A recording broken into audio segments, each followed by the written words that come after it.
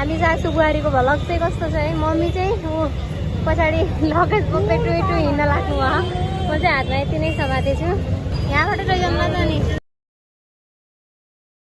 Hello hello guys, welcome छ सबैजनालाई। हामी चाहिँ भोलि तिहार हो नि त, भाइटिका, त्यही भएर चाहिँ आज चाहिँ सपिङ गर्न आएको छौँ। यहाँ चाहिँ हाम्रो मम्मी हुनुहुन्छ, बुवालाई कपडा किनिदिनु लाग्नु भएको छ। म चाहिँ भिडियो बनाउँदैछु।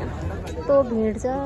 हामीले चाहिँ कपडा सपडा किनिसक्यौँ। अब अरू चाहिँ लिन बाँकी नै छ। यहाँ चाहिँ बुवालाई 2टा प्यान्ट अनि त्यसपछि 2टा टी सर्ट 2टा प्यान्ट लिइसक्यौँ। मम्मीलाई चाहिँ गर्मीले पसिना भइसक्यो। मम्मी यता हेर्नु न, यस्तो पसिना भइसकेको छ। अब चाहिँ हामी जान्छौँ फेरि तल, हेरौँ के लिन्छौँ। यहाँ चाहिँ हामीले कान्छालाई 2टा प्यान्ट लिइसक्यो। 1200 मा 2टा प्यान्ट लिइसक्यो। मम्मी चाहिँ यहाँ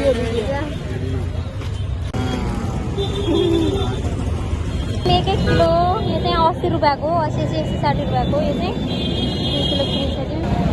आफ्नो गाउँमा भएको भए त सित्तैमा पाइन्थ्यो होला। यहाँ चाहिँ यस्तै अब रक्सीको दोकानमा चाहिँ यस्तो भिड छ है। मम्मी चाहिँ बुवाको लागि रक्सी दिनु जानुपर्छ। तिहार आएको के मजा होइन, रक्सी नखाए त। यस्तो भिड छ यहाँ पनि। मम्मी चाहिँ अगाडि यत्रो सामान बोकेर टुई टुई हिँड्न लाग्नुभएको छ। म चाहिँ यहाँ पछाडि फुल समातेर हिँड्दैछु। के अरे सासू चाहिँ अगाडि यत्रो सामान बोकेर हिँड्ने, अनि पछाडि चाहिँ म यत्रै मभन्दा अलिक बलियो हुनुहुन्छ नि त मम्मी।